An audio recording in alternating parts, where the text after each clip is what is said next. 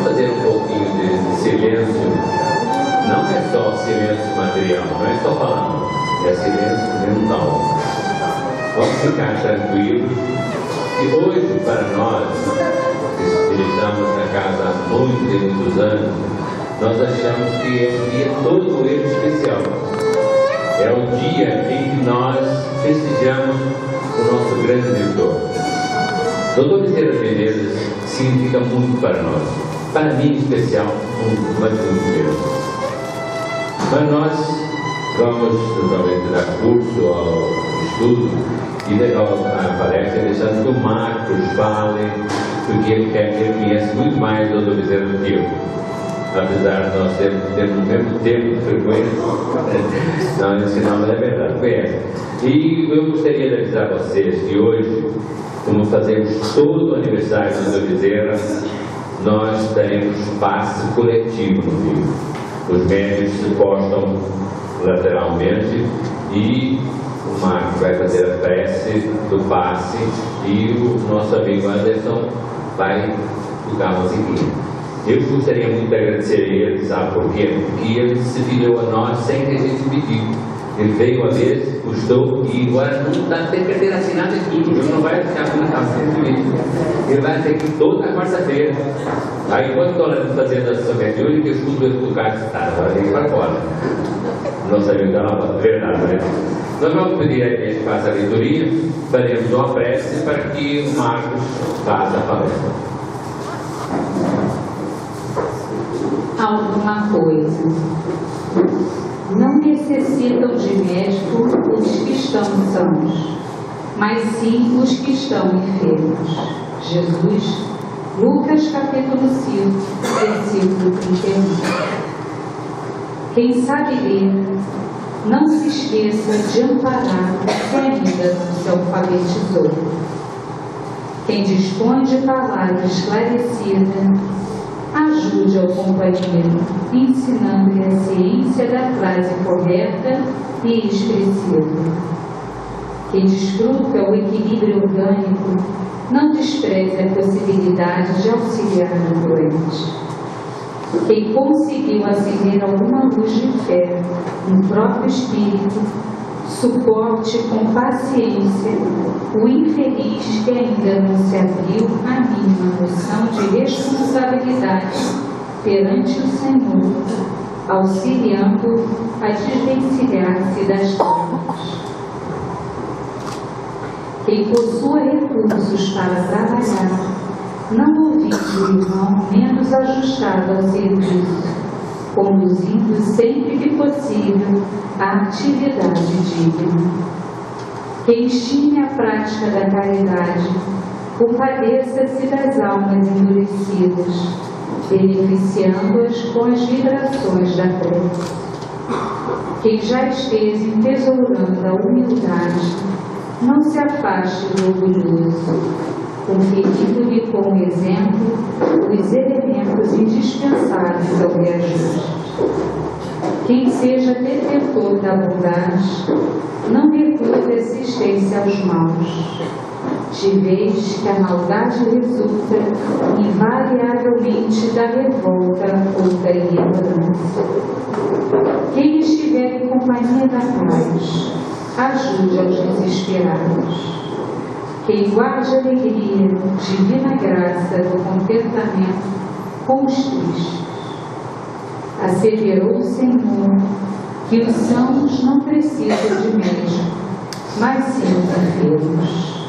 Lembra-te dos que transitam no mundo entre dificuldades maiores que as tuas. A vida não reclama o teu sacrifício integral em favor dos outros, mas, a benefício de ti mesmo, não desdenhes fazer alguma coisa na extensão da felicidade comum.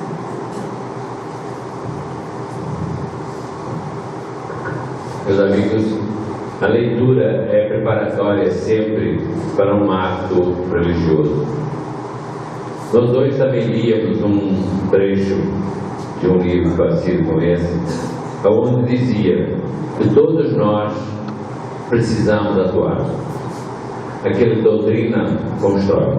Aquele que ensina e leva. Aquele que pratica está perto de Deus.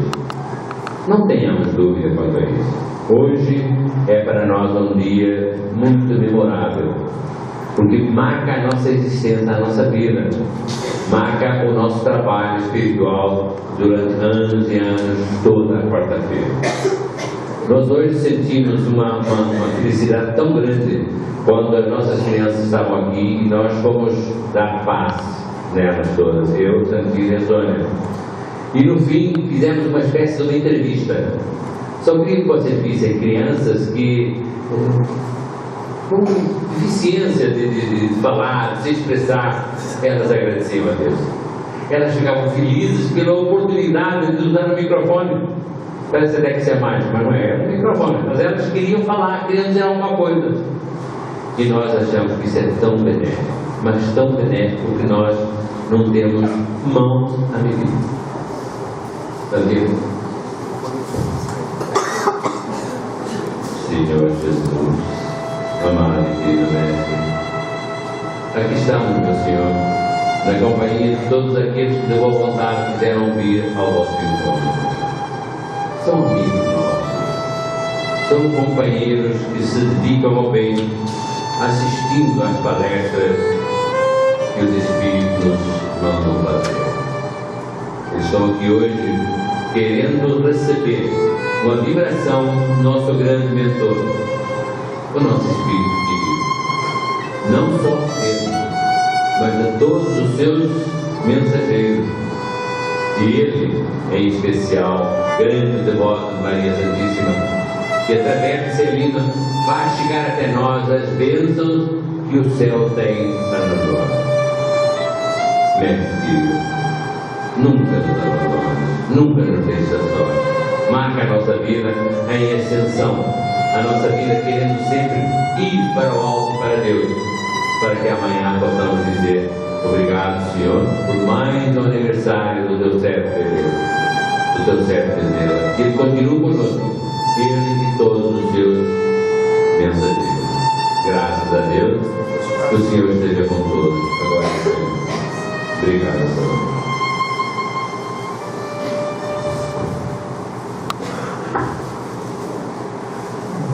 Boa noite, meus amigos. Como sempre digo no início das nossas palestras, dos nossos estudos, sabemos perfeitamente que os espíritos amorosos que tutelam essa casa, nos dias de reunião, sempre preparam o ambiente com muito carinho, fazem uma filtragem espiritual permitindo que o ambiente que aqui nós comunguemos uns com os outros seja sempre o melhor possível. Mas hoje, já deveria até ter feito essa menção, mas mais do que nunca, agradecer as nossas companheiras que fizeram que o evento de hoje fosse uma grande celebração entre os dois planos. Os nossos colegas que trouxeram flores, que distribuíram mensagens através da internet, que publicaram através das páginas do Solar, do Facebook, enfim. Mas que, mais do que o trabalho propriamente dito, a vibração, a alegria de podermos compartilhar com todos vocês essa data que para nós é sempre um grande marco. Eu digo para vocês que a minha alegria só não pode ser maior do que a minha responsabilidade em falar de Bezerra de Menezes.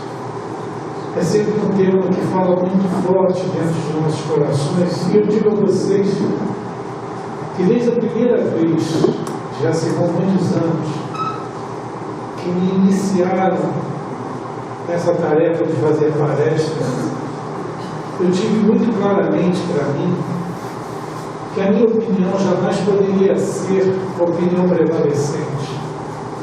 Que eu era uma pessoa incumbida de estudar a doutrina espírita o máximo possível, me empenhar no estudo do postulado filosófico espírita, para poder transmitir isso da melhor maneira.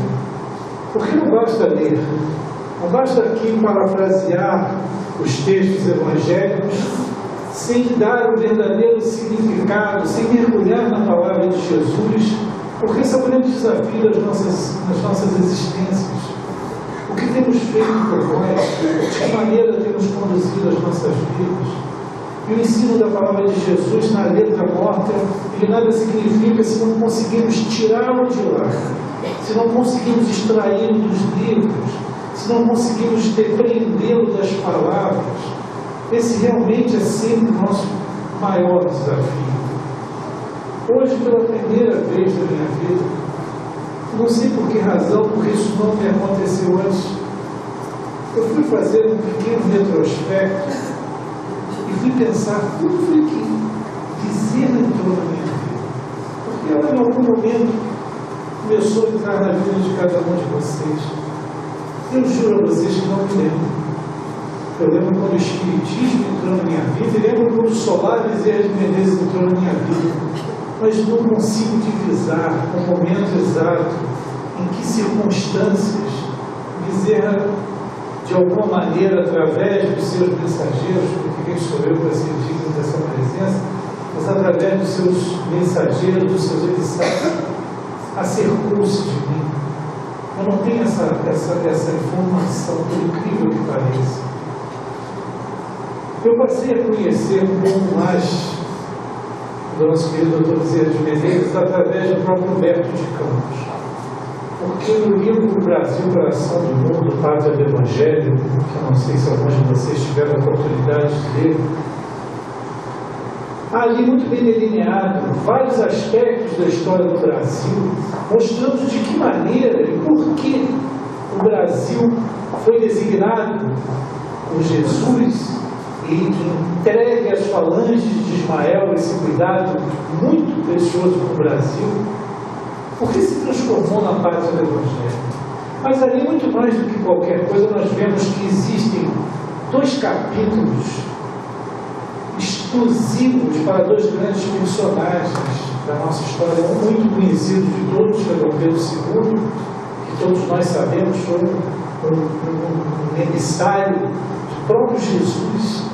Jesus mandou aquele espírito de Longinos. Para quem não sabe, Longinos foi aquele que enfiou uma lança em Jesus quando ele estava na cruz, mas que mais tarde, por todos os processos de depuração, naturalmente, veio a se tornar um espírito bastante venturoso, de acordo com o próprio Jesus incumbido da tarefa de se tornar imperador do Brasil.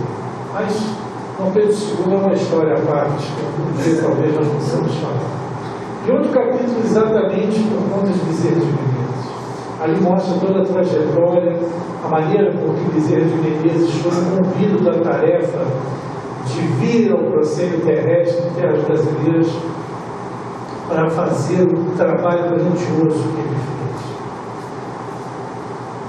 Se eu digo a vocês que todas as minhas palestras eu procuro disciplinar, eu procuro ser um escravo do texto evangélico, eu procuro não fugir das conceituações que os próprios Espíritos nos deram, porque é importante que eu tenha método, é importante que todo aquele que vai falar tenha um método a seguir. Eu me lembro antigamente que eu trazia meus papeizinhos antes dos alimentos, com muito receio de me esquecer das coisas, porque a gente vai fazer a palestra muitas das vezes mentalmente, as ideias vão surgindo, a gente já cria conectividade com o tema muito antes dele ser trazido a público. Então, para que a gente nunca se esqueça, vamos fazer aquelas anotações. Eu me lembro perfeitamente no início, com a minha preocupação de ter assunto suficiente para preencher o tempo que me era dado, porque já pensou, o orador que cara chega 8h30, a gente acabou minha palestra, o que eu vou fazer com o restante do tempo?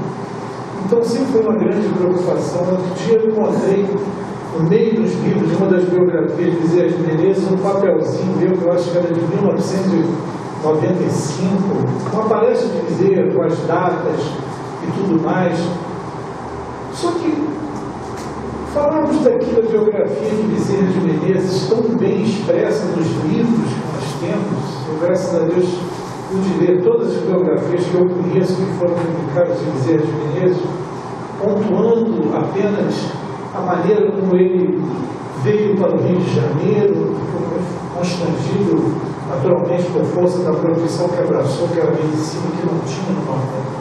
no Nordeste só havia as universidades de medicina na capital, que era o Rio de Janeiro, enfim, pontuando de várias maneiras a trajetória de Bezerra de Menezes e, naturalmente, aqueles aspectos que fizeram com que Bezerra de Menezes acabasse se tornando um espírita, né? Então, o processo do livre convencimento, através da leitura do livro que Joaquim Travassos deu de presente.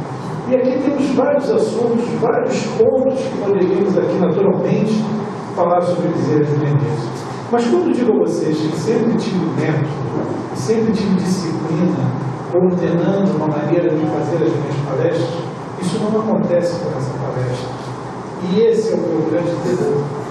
Porque como não tenho um método, como não tenho um sistema para falar sobre Bezerra de Menezes, nem teria como, a minha palestra me deixa numa situação vítima de mim mesmo, porque a emoção pode aparecer a qualquer momento e ela me prejudica.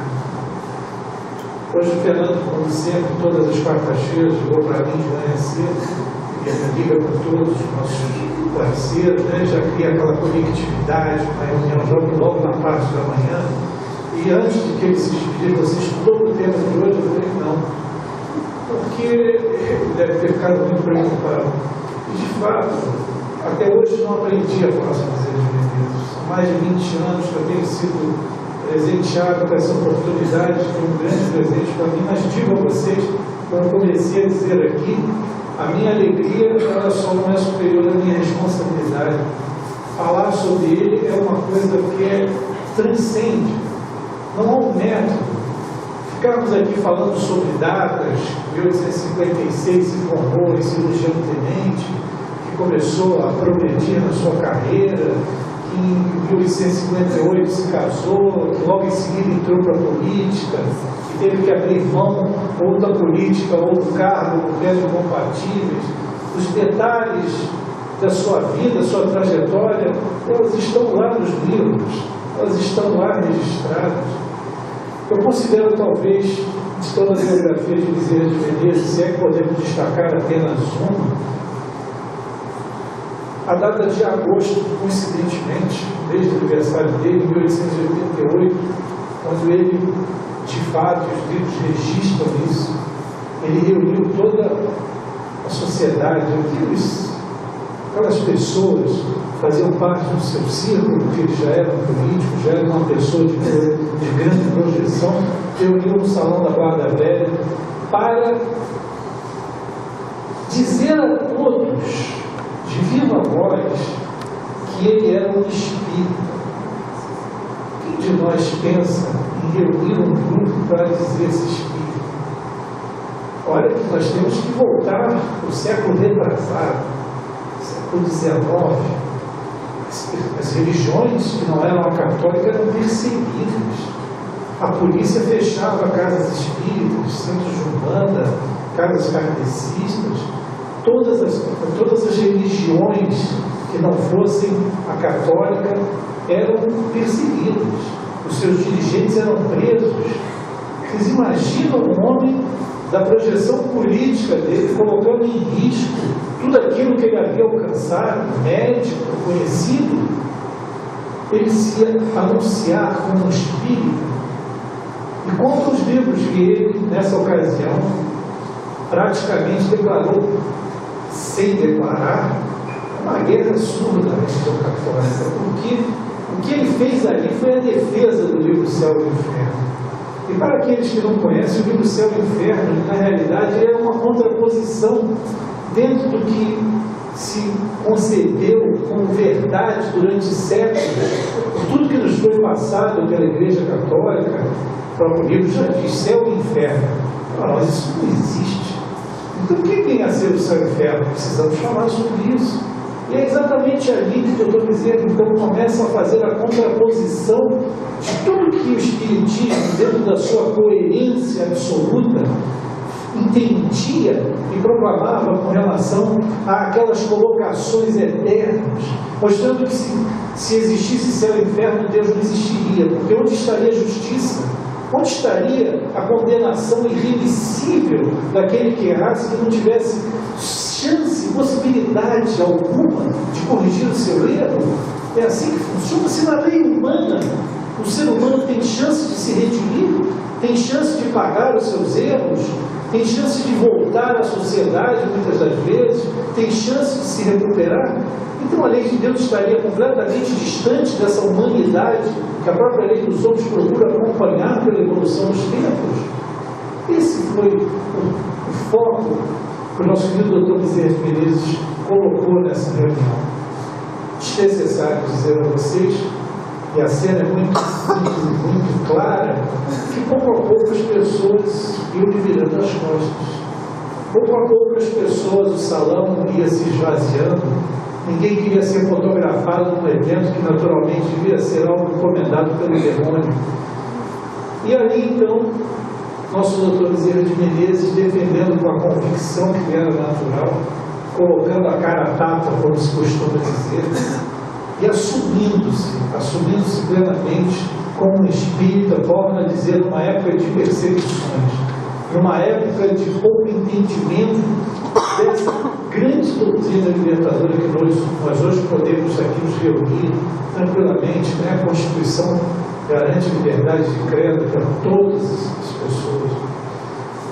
Então, esse era o grande Bezerra de Menezes. Isso era apenas uma parte. O que aconteceu com Bezerra de Menezes durante a sua trajetória? O que foi modificando naquele homem que foi se transformando gradativamente nesse espírito que hoje nós conhecemos?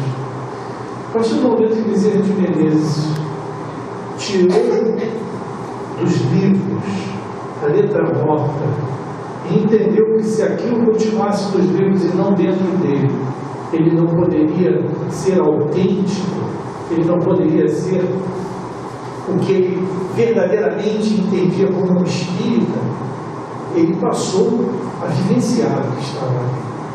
Dr. Bezerra de Menezes passou a ser um escritor, escreveu vários livros de caráter científico e de caráter filosófico. A loucura sobre o novo prisma foi uma coisa completamente revolucionária para a época, porque o Dr. Bezerra de Menezes, experimentado nas mesas mediúnicas, nas mesas de desobsessão, compreendeu muito cedo que alguns espíritos, e principalmente médiuns aos roldões, estavam habitando os hospitais psiquiátricos sem ter qualquer característica de loucura. Apenas viam espíritos, apenas recebiam, eram acossados por espíritos obsessores, tinham uma mediunidade muito aflorada e por isso eram visitados e sofriam de uma forma muito maior do que outras pessoas a presença desses espíritos. E então, Bezerra de Menezes pôde perceber que a loucura sobre o novopismo, como o título do livro já sugere, era um outro tipo de loucura, entre aspas, porque existia a loucura cientificamente comprovada através da lesão no cérebro, que era a causa primária e que mais identificada, mas a outra, que levava tantas e tantas pessoas não loucas para os hospitais psiquiátricos. Então ele, mais uma vez, lança estudos sobre isso. Como é essa loucura? É importante que dissociemos. E o livro é extraordinário nesse aspecto. E para dizer, é um livro dentro do foco da medicina, da ciência, muito interessante. Mas o nosso doutor Bezerra de Menezes, que além de médico também era professor de filosofia, enveredou-se por esse caminho, e nós temos durante muitos anos, no jornal O País, que era de propriedade de Quintino Bocaiúva, se vocês conhecem, passou a escrever artigos semanais no jornal O País. Artigos importantíssimos, onde ele aborda o espiritismo e ele traz o testemunho do berço da filosofia. E aí, então, o Dr. Bezerra de Menezes começa a mostrar que a filosofia já existia antes de Cristo nascer, antes de Jesus nascer, já vinha.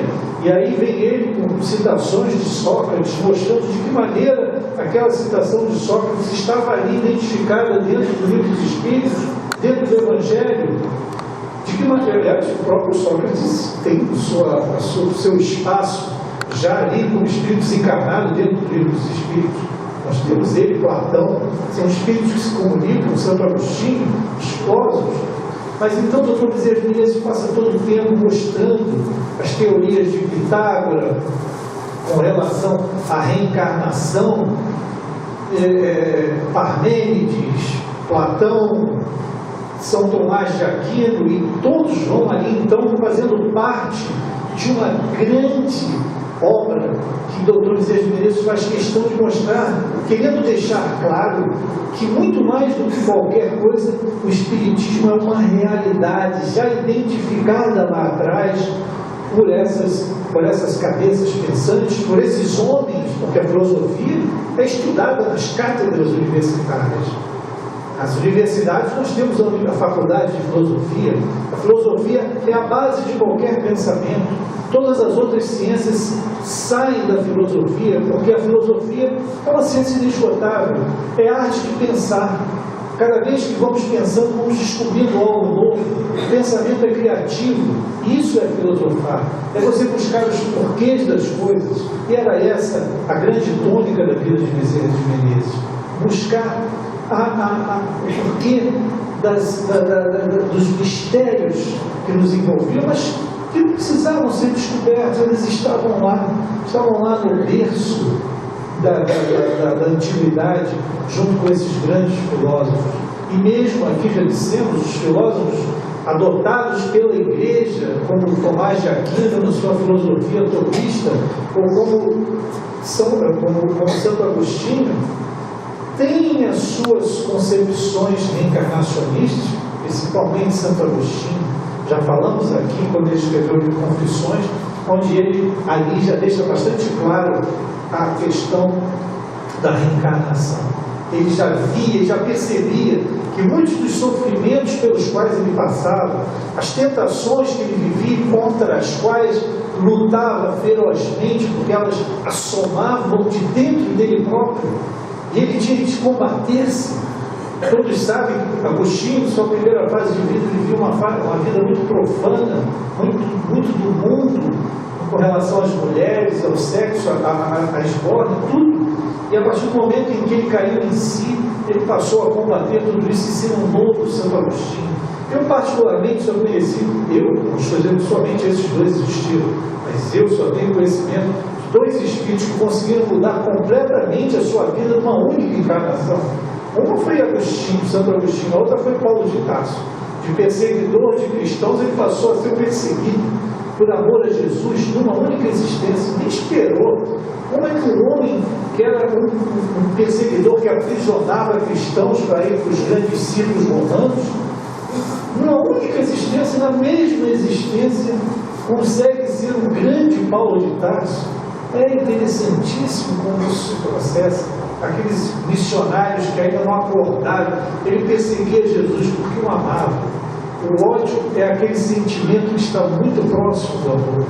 Eu costumo dizer que o pior sentimento que alguém pode ter pelo outro é indiferença.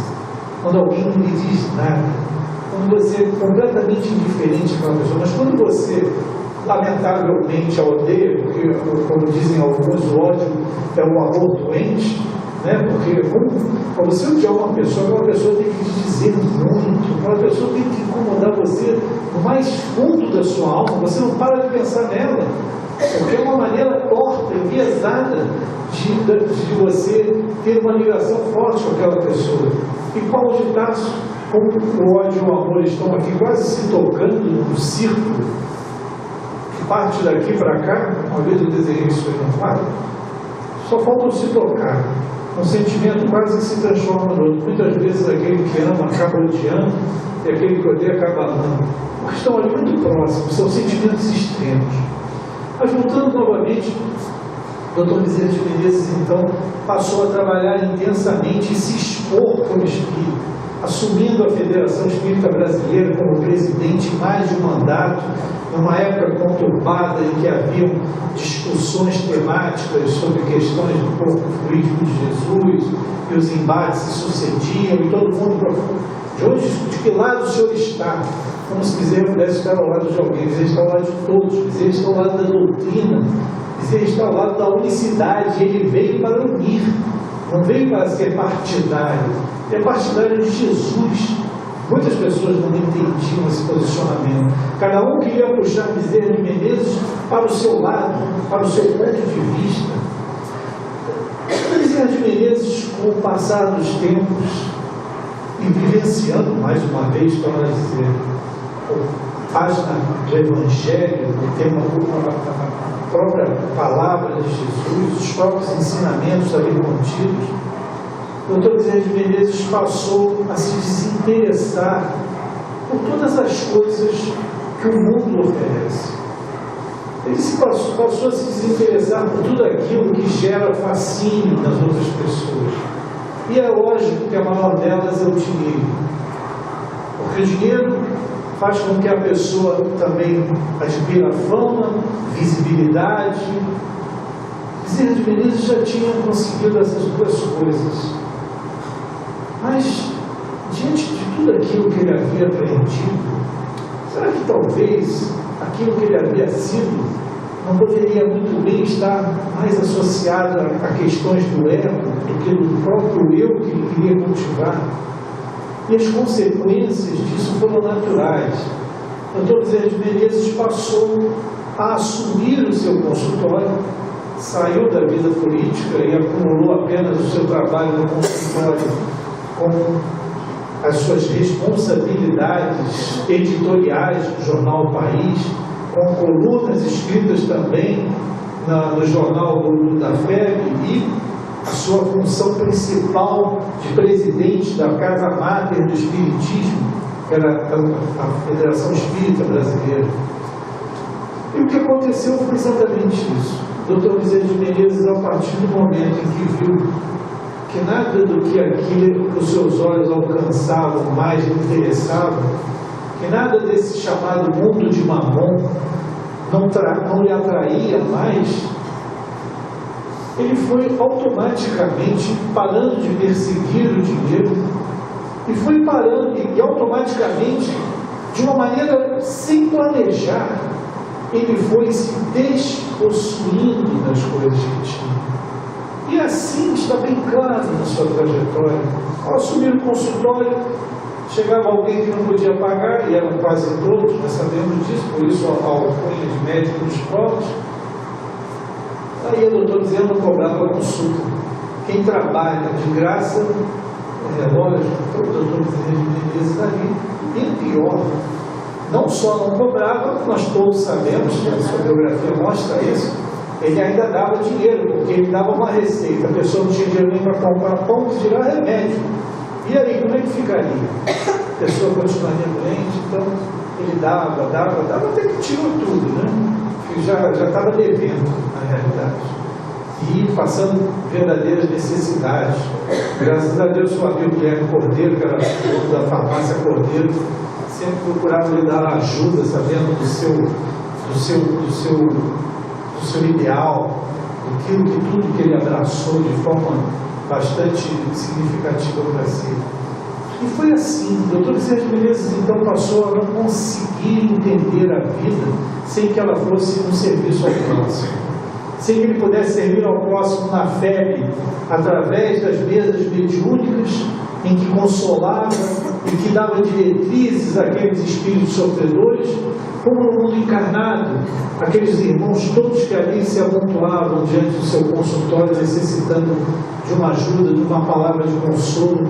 Às vezes apenas ser tratado com dignidade já é uma grande recompensa para aquele que mendiga a atenção do mundo. Quantas vezes as pessoas viram as costas, muitas pessoas querem apenas conversar, necessitam apenas serem tratadas com atenção e não conseguem. Por isso costuma-se dizer que não há ninguém tão pobre que não possa dar algo de si. E o que é mais interessante nisso tudo, o Dr. Bezerra de Menezes não apenas dava um pouco que já lhe restava, ele dava o máximo de si, que era o seu tempo, empregando o seu tempo, porque, como se costuma dizer, assinar um cheque é fácil. Mas quem dá o seu tempo? Quem está disposto a abrir mão das suas atividades, ou de parte das suas atividades, para se dedicar a um trabalho, para se dedicar a uma tarefa, e que dirá até mesmo com assiduidade, com disciplina, não são muitos, nós sabemos disso.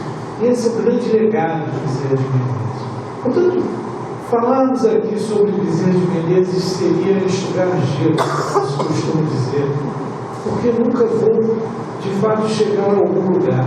Eu me lembro de todas as vezes, eu digo a vocês que eu não lembro realmente de quando eu fiz hoje um esforço sobrenatural para me lembrar em que momento aconteceu essa minha conectividade com Bezerra de Menezes.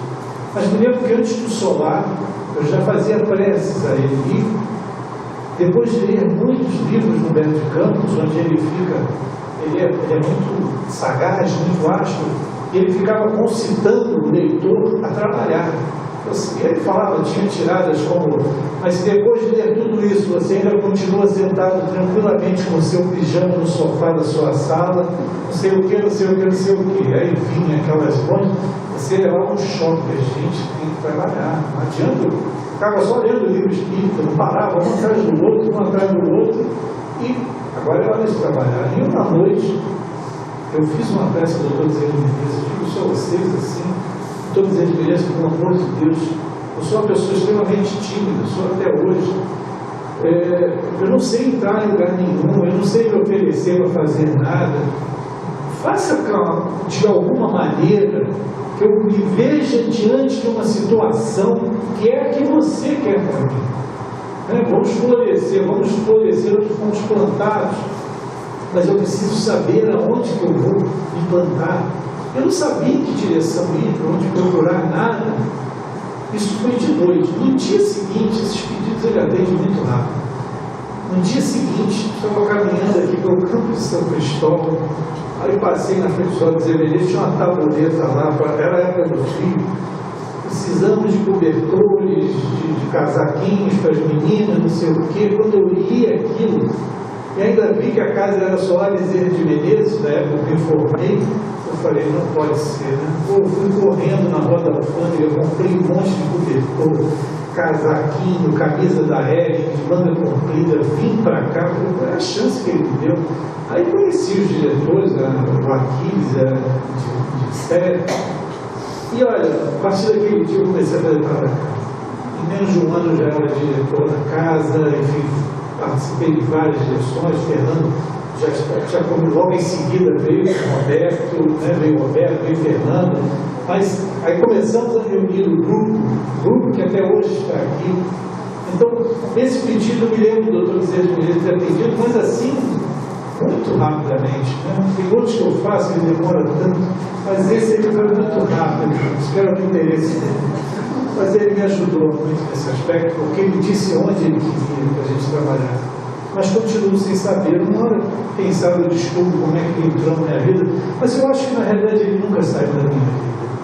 E eu acho que eu nunca saí da dele, porque tenho para mim que todos nós que aqui estamos, e o nosso Chico Xavier já fala muito sobre isso, todo espírita foi padre, ou foi francês, não sei porquê, mas ele sabe o que está falando. Todos nós, de alguma maneira, já vimos vindo juntos. Um dos textos muito bonitos que ele disse aqui na nossa súmula de um dos sábados, das nossas reuniões, ele fala uma grande coisa: todos vós assumistes compromissos antes de reencarnardes, com os quais consentiram. Ele estava lá, ele estava presente. Quando nós fizemos aquele monte de promessas, igual o noivo na beira do altar, então ele estava lá. Pagar é complicado, né? Mas todos nós despertamos em determinado momento, por algum motivo, e acabamos chegando nos lugares onde nós chegamos. Nosso tempo está quase acabando, nem abrimos aqui, tem um monte de páginas, mas eu vou a primeira. Eu quero apenas mandar para vocês o que eu acho muito mais importante do que falar sobre Bezerra de Menezes, é falar através de Bezerra de Menezes. Trazer a mensagem dele, que é o mais importante. Essa bússola da alma é sempre uma mensagem que nós temos variavelmente circular entre nós. Mas hoje eu quero falar sobre ela com vocês porque ela é extremamente Bezerra. Ela é o pensamento de Bezerra. A prece surge na existência terrestre como chave de luz inspirativa, descerrando as trilhas que parecem impedidas aos nossos olhos. estamos em dificuldade, não temos saída para os nossos problemas. Mas olha aqui Bezerra nos mostrando que ela é a chave de luz que elimina os obstáculos. A prece é atendida, ela é pedida aos nossos olhos porque nós não enxergamos, mas a prece nos dá a chave da solução do problema. Ensina sempre no silêncio da alma, e quando não resolve os problemas, ou não afasta o sofrimento, por isso que eu falei que nem sempre ele atende rápido, ilumina a mente e fortalece a resignação. O que isso quer dizer? O Dr. Bezerra de Menezes, em outra súmula, também já disse: sabemos e vemos as lágrimas que vocês vertem, sabemos dos sofrimentos atrozes que vocês passam e dos pedidos que encaminham ao alto, mas é necessário esperar. A tormenta para uns é mais demorada do que para outros, mas temos de ter resignação. Como diz o professor Beto Roder, não precisamos saber por que sofremos, mas para que sofremos. Nós devemos saber qual o motivo disso, que nós vamos descobrir. Nós devemos sofrer com resignação, com altivez, porque todas as tempestades passam e é preciso que nós demos o nosso testemunho através da resignação. Tudo aquilo que hoje é motivo de nossa preocupação, uma hora afaste-se do nosso caminho. Mas, por favor, é muito importante que nós possamos dar valor a esses momentos em nossas vidas. O sofrimento, como diz Joana de Ângeles, lutar é sofrer, e sofrer é libertar-se. Muito embora nenhum de nós queira conscientemente sofrer, nenhum de nós queira passar por situações de angústia e de dor, é essa matéria-prima bem entendida, bem sofrida, bem compreendida no seu âmago, é que faz com que nós avancemos. A alegria não nos avança. A alegria, todos nós queremos uma vida alegre, feliz, improdutiva, sem trabalho. Isso não nos alavanca. O que nos alavanca é a dor move o mundo. Contato com o infinito, toda oração sincera significa mensagem com endereço exato. Vejam vocês, a garantia de Bezerra de que nenhuma prece fica sem atendimento. E se por vezes flutua entre riso e pranto, termina sempre por elevar-se aos páramos superiores, onde já não existem temporariamente nem alegria e nem dor, apenas paz de alma. Oração é diálogo. Quem ora jamais monologa. A gente só ouve a nossa voz, né? Mas tem a voz de lá. Até a petição menos feliz tem a resposta que lhe cabe procedente das sombras. Todos nós sabemos disso. Todos nós hoje temos noção perfeitamente de que a prece, essa ferramenta tão importante, que os Espíritos não cansam de nos recomendar: orai sempre, orai todo o tempo, estai sempre em modo, não canseis, um dos Espíritos fala com bastante carinho: não vos preocupeis em nos afadigarmos. Não que a gente fica, puxa, a gente fica o tempo todo. Tem uma amiga minha que é presidente de casa espírita, assim: Marcos, eu sou o maior obsessor do Dr. Bezerra de Menezes, porque eu peso tanto para ele. Mas ele gosta, minha querida, que bom, ele sente quando você está próxima dele. Não vos afadigamos, não vos preocupeis em achar que nos afadigamos. Façam as preces. Agora, é importante que nós saibamos o que estamos pedindo. Os Espíritos nos recomendam que nós peçamos ao Pai, aos bons Espíritos, que se cumpra em nós segundo a sua vontade, porque é o que vai acontecer, mas para o nosso bem. As coisas que nós planejamos, as coisas que nós botamos lá na frente como nosso objetivo, muitas das vezes, principalmente no campo material, e que por vezes, não obstante o nosso comprometimento íntimo com a realização daquele evento, se ela não acontece, isso tudo atende imperativos que nós desconhecemos, mas que mais lá na frente nós vamos compreender, e que sempre será para o nosso bem. A nossa visão é pequena, eu só vejo até onde está aquela parede, mas quem está em cima está vendo tudo que está se passando na rua. A minha visão é limitada, mas a visão de quem está nos orientando, de quem está sempre nos cercando, é muito mais ampla do que tudo isso. Então, a oração, ela se reveste dessa grande importância para todos nós, para as nossas vidas. Esses dias, por acaso, às vezes eu estou um pouco ocioso, trabalho, eu vou lá no Google e boto lá, Menezes, alguma coisa, tudo lá. Eu vi um livro que eu nunca tinha visto na minha vida, foi a primeira vez. O título do livro é Eu Queria Ser Dr. Bezerra de Menezes. Eu achei assim muito engraçado, porque se eu queria ser Dr. Bezerra de Menezes, por que ele não é? Os exemplos estão diante de nós, não para apenas ficarmos admirando. Os exemplos são eloquentes, muito mais do que as palavras, para que nós nos modifiquemos a ponto de sermos iguais a eles. Nós colocamos lá Jesus. O que Jesus disse para os seus apóstolos? Tudo isso que eu faço, vós também podeis fazer e até melhor. As curas, o que chamavam de milagres, desde que tivessem a fé do tamanho de um grão de mostarda, é porque ninguém se esforça.